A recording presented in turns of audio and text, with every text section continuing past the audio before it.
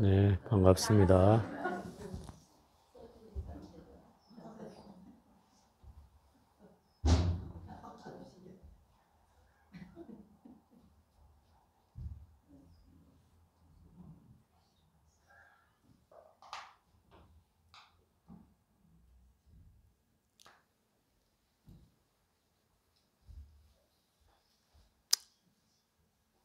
오늘은 이제 본문품에 나와 있는 그 판란에 대해서 얘기를 좀 해보도록 하겠습니다.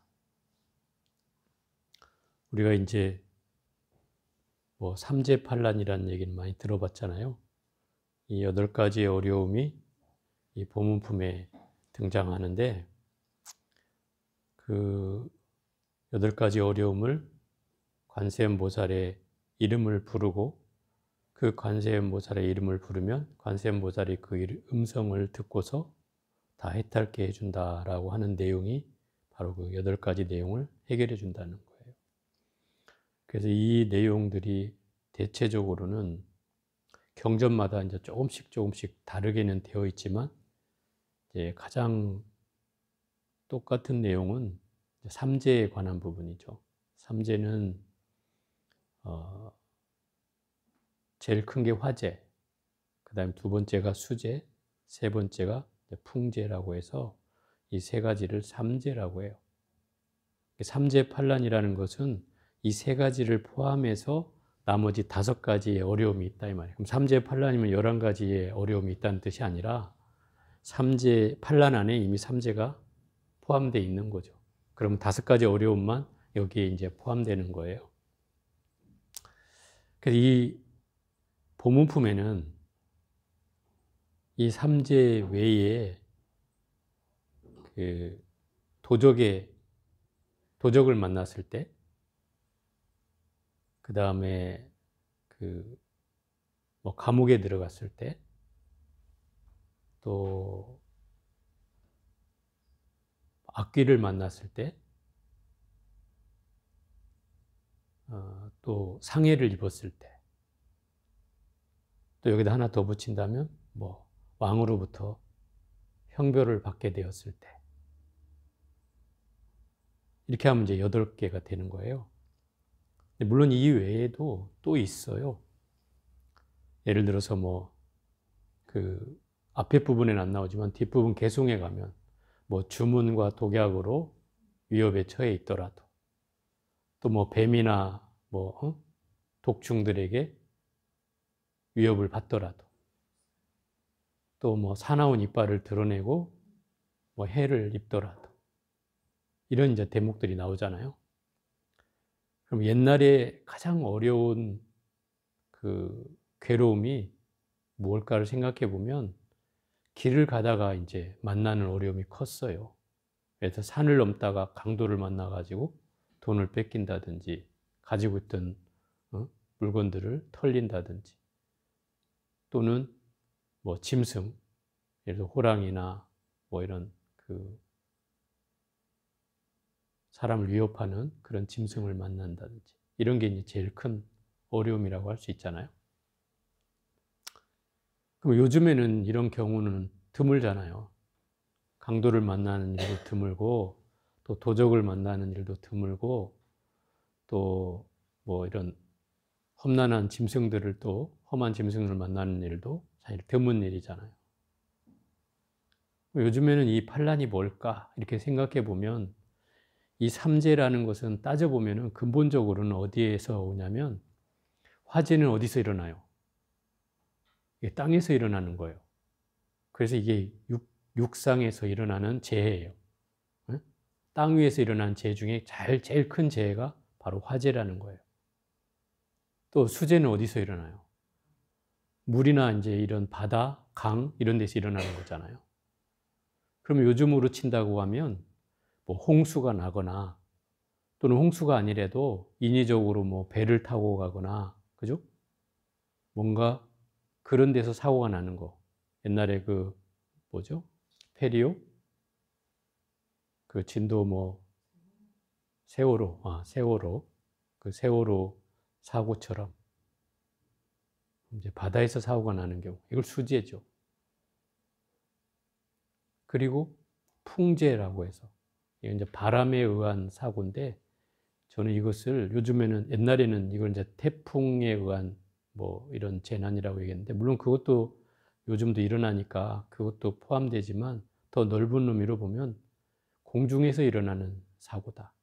그러니까 비행기를 타거나 또 내지는 뭐 하늘에서 떨어지거나 어디 옥상에서 떨어지거나 아니면 뭐 이런 경우에 사고들이 바로 이 풍재에 해당되지 않는가, 이런 생각을 합니다.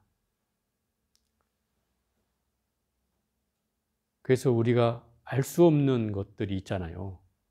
뭐 미래를 알 수 없고 또 나의 앞일을 알 수 없고, 그죠? 또 내가 비행기를 탔는데 죽을지 살지 알 수 없잖아요. 또 배를 타고 가는데 어떤 일이 일어날지 알 수가 없어요. 그잖아요.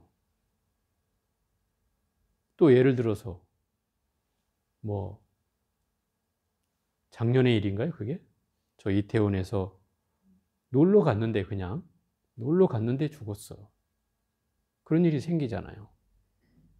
이거는 천재지변이 아니에요. 이건 이제 사람에 의해서 일어난 일이란 말이에요. 그래서 여기 경전에도 보면 인난이라는 게 나온다 이 말이에요. 인난은 사람에 의해서 어려움이 생기는 경우. 또 비인난이라고 해서 사람이 아닌 경우에 또 어려움이 생긴다 이 말이에요. 사람이 아닌 경우는 뭐냐면, 보통 이제 이 세상에는 볼 수 없는 생명체들이 있어요. 경전에는 그 뭐라고 할까, 인면수신 뭐 이렇게 해야죠. 사람의 얼굴은 하고 있지만 몸뚱아리는 동물이거나, 또 반대로 사람의 몸인데 머리는 동물의 몸이 얼굴이거나 하는 그런 생명체를 우리가 이 법문품에서 나중에 읽을 때 보면 사람인 듯 사람 아닌 듯한 그런 생명체가 바로 그런 생명체를 의미하는 거다 이 말이에요. 물론 지금 현재는 존재하지 않죠. 그죠? 여러분 그런 거 본 적 있어요? 없죠? 거의 뭐 만화에나 나오고 어디 그림에나 나오는 것들이죠. 근데 이 경전에는 그게 등장한다는 거예요. 그래서 이 경계가 이제 그렇게 보여져요. 저는 제가 볼 때는 상징적인 의미도 있을 것 같다는 생각을 하게 되는 거죠. 그런 생명체가 반드시 있다라고 하는 것이 아니라 어찌 보면 사람이 아닌 짓을 하는 사람이 아닐까, 이런 생각도 해본다 이 말이에요. 인면수심이라고 하잖아요. 우리가 사람이 얼굴은 하고 있으나 짐승 같은 마음으로 사람을 해치고 뭐 이런 사람이 있듯이 그런 사람들도 포함이 되는 내용이다 이 말이에요. 그래서 결국 우리가 이 세상에 겪고 있는 어려움들은 뭐 옛날하고는 좀 종류는 달라졌죠. 그렇지만 이거를 우리가 요즘 시대에 맞게 해석해 본다면 요즘 시대의 육상에서 또 해상에서 또 공중에서 일어나는 여러 가지의 사고나 어려움, 또 그와 맞물려서 또 우리가 겪게 되는 갑작스러운 사고들, 그게 병이 됐든 또는 사람에 의한 피해가 됐든 또는 지상에서 뭐 교통사고가 됐든 끊임없이 우리 주변에선 이러한 인재들이 일어나고 있다는 거죠. 그러면 예전에는 그 두려움이 컸어요. 지금보다는. 지금은 그럼 두려움이 없느냐? 물론 두려움이 없지는 않죠. 그렇지만 지금은 예상을 할 수는 있다는 거죠. 그 예상을 할 수 있는 이유가 뭐냐면 우리가 뭐 CCTV도 있고, 그죠? 카메라도 있고, 또 차에는 뭐 내비도 달려 있고, 그죠? 또 뒤를 하면은 카메라가 켜지고 그 뒤에 부분을 환히 볼 수 있어지잖아요. 이게 어쩌보면 내가 안 보여서 실수를 할 수는 있지만 대략 예상을 할 수 있기 때문에 예전보다는 그런 두려움이 좀 적어진 건 사실이다.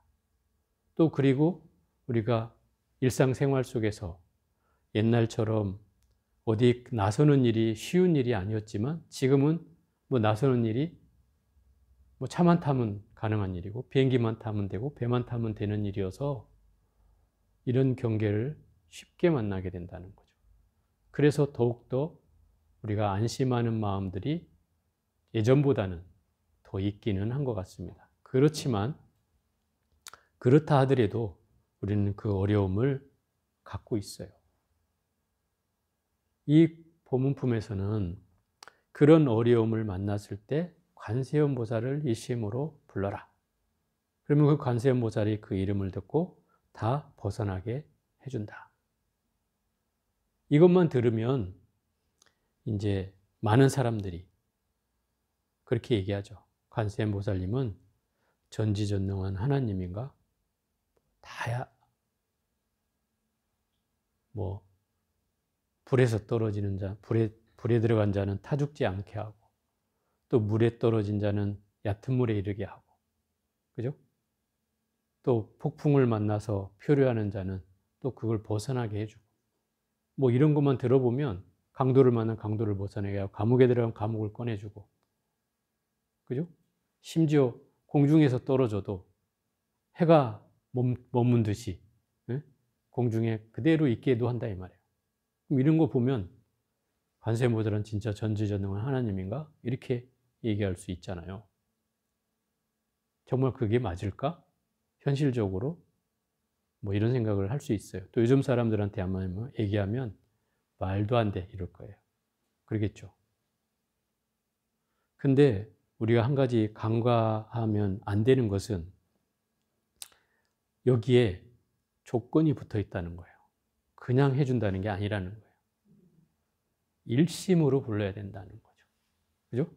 일심으로 하면 내가 그로부터 벗어나게 해준다. 이렇게 얘기하고 있단 말이에요. 근데 우리는 그 일심이라는 말을 그냥 평상시의 마음으로 생각해서는 안 된다. 이 마음은 우리가 흔히 수행을 하면서 겪게 되는 마음 중에 뭐 일념 또는 기도를 하면서도 얻게 되는 마음 중에 일념이라고도 하잖아요. 그 일념과 같은 말이에요.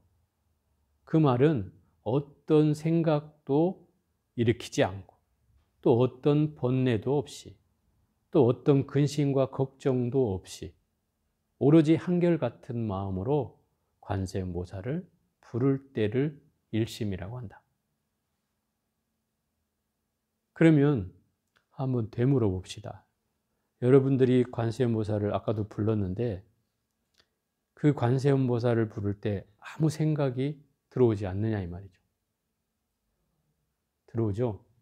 그러니까 이 생각이 들어온다는 것은 결국 일심을 흐트러뜨리는 말이죠. 일심이 안 되는 거예요. 그러니 이 일심을 갖는 일이 쉬운 일은 아닌 거죠.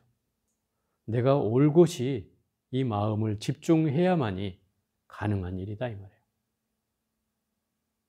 집에 뭘 두고 왔는지, 또 혹시 또 가스불은 켜고 왔는지, 또 뭐 빨래를 올려놓고 그냥 왔는지 막 이런 걱정을 한다면 당연히 일심이 될 수는 없지 않겠어요?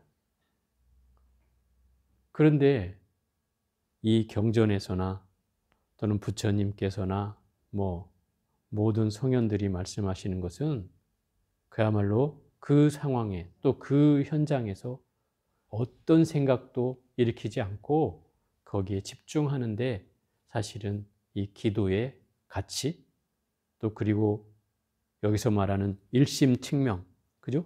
일심으로 측명하는 것이 바로 여기에 있다 이 말이에요. 관세음보살을 지극히 공경하는 것은 바로 이 일심 측명하는 데 있다 이 말이에요. 어떻게 하면 관세음보살을 잘 우리가 공양하고 예배하고 공경할 수 있을까요? 그것은 바로 이 일심에 있다는 거예요. 그것이 핵심이에요. 또 이 법문품의 핵심이기도 하고 또 모든 경전에서 얘기하고 있는 바이기도 해요. 그러면 일심을 얻으려면 어찌해야 합니까? 일심이라는 것은 그냥 막연하게 가만히 앉아 있다고 해서 얻어지는 건 아니에요. 내 마음을 지극히 관찰해야 해요. 우리 아까 예불문에 나오듯이 상어 신심 내외 관찰 이렇게 하잖아요. 항상 내 몸과 마음의 안과 밖을 살피는 데 있어요. 안과 밖을 살펴야만이 그 일심을 얻을 수 있다 이 말이죠. 그러면 내가 어떤 망상을 하는지, 또 어떤 번뇌가 들어왔는지, 또 어떤 근심을 하고 있는지, 또 어떤 걱정거리를 가지고 또 이 대목에서 집중하지 못하고 딴 생각을 하고 있는지를 살펴야 한다. 또 살피기만 해서 되는 게 아니라 살펴서 그 경계가 일어났다면 빨리 알아차리고 그 상황을 내려놔야 한다. 빨리 전환을 시키는 것이에요. 그게 일심과 일념으로 나아가는 길이에요. 왜냐하면 예를 들어서 우리가 여러분들이 뭐 절에 와서 열심히 기도하고 열심히 무언가를 바라고 그걸 성취하기 위해서 노력한다 하더라도 그 일심이 되지 않는 것은 가장 큰 이유가 사실은 간절함에 있어요. 간절함에. 부모가 제일 간절할 때는 제가 볼 때는 자식을 위한 일을 할 때 같아요. 아마 여러분들도 했겠지만 아이가 대학교 들어간다고 할 때 멋모르고 절에 가서 그야말로 뭐 절하라면 절하고 간세음보살 부르라면 부르고 또 경전 읽으라면 읽고 뭐 뜻이 뭔지도 모르지만 어쨌든 절실한 마음으로 했단 말이죠. 그때 마음이 일심인 거예요. 그때 마음이. 그런데 왜 그 다음에는 안 될까요? 또 여기다가 이제 하나를 더 붙이면 남편을 위해서 일심이 될 수 있을까? 이렇게 생각해 보면 일심은 고사하고 아마 많은 마음이 들 거예요. 그죠? 그때는 집중이 더 안 되죠. 안 돼요. 그러니까 우리가 이 경계에 대한 분별을 하고 있다는 거예요. 그죠? 내가 자식 앞에 섰을 때는 간절해지는데 또 다른 사람 앞에 섰을 때는 이 간절함이 사라진다 이 말이죠. 그럼 우리가 이 경계에 대해서 자식이냐 남편이냐에 따라서 분별을 하고 있다는 거예요. 이 분별심은 바로 차별심이에요. 이 차별의 경계가 바로 일념을 흐트러뜨려 놓는 거죠. 마음을 산란하게 하는 거예요. 그래서 우리가 이 간절해진다는 것은 이 수행에서도 가장 필요한 일이고 기도에서도 가장 필요한 일이에요. 그래서 우리의 삶이 그 일념에 의해서 달라지고 변화되는 거예요. 그것이 갖추어질 때 변화돼요.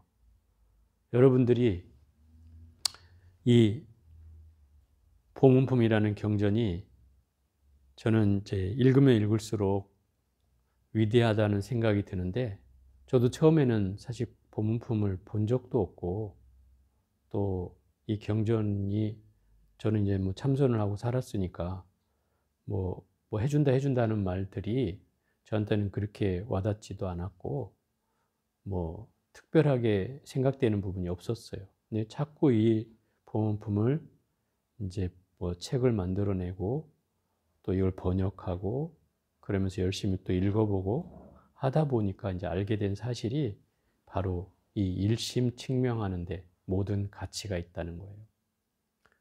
그래서 이 내용이 바로 수행과 일맥상통하는 부분이고 보문품에서 가장 핵심이 되는 수행 코드라고 하면 바로 이 일심 측명이라는 말에 있다. 그러면 결국 우리가 이 보문품을 읽으면서 얻어야 될 대목은 바로 일심을 얻는 데 있다. 이 말인 거죠. 그 일심이란 다시 설명하지만 한 마음으로 모든 근심과 걱정과 번뇌와 망상을 내려놓고 한결같은 마음으로 관세음보살을 지극히 부르는 마음이 바로 일심이다. 그것을 하기 위해서 우리가 열심히 강경하고 사경하고 참선하고 하는 거예요. 그걸 얻기 위해서. 그게 얻어져야 그 다음에 그 마음을 이제 그 단계가 얻어지면 그 다음에는 무슨 단계가 있어요? 이제 무심으로 나아가는 거예요. 한 마음을 얻었으면 그 다음에는 무심의 단계로 간다. 그럼 그 마음조차 이제 집착을 내려놓는 단계로 나아가는 거예요. 얻어야 그게 내려놔진다 이 말이에요. 얻지 않고 무심이 되기는 쉽지 않다 이 말이에요. 그래서 일심을 얻은 후에 거기에서 무심으로 나아간다. 그래야만이 이게 진정한 기도요, 진정한 수행이고 진정한 참선이 될 수 있다는 거예요. 오늘 이제 관음제일을 맞이해서 바로 일심칙명에 대한 얘기를 말씀드렸습니다. 오늘은 여기까지 보겠습니다.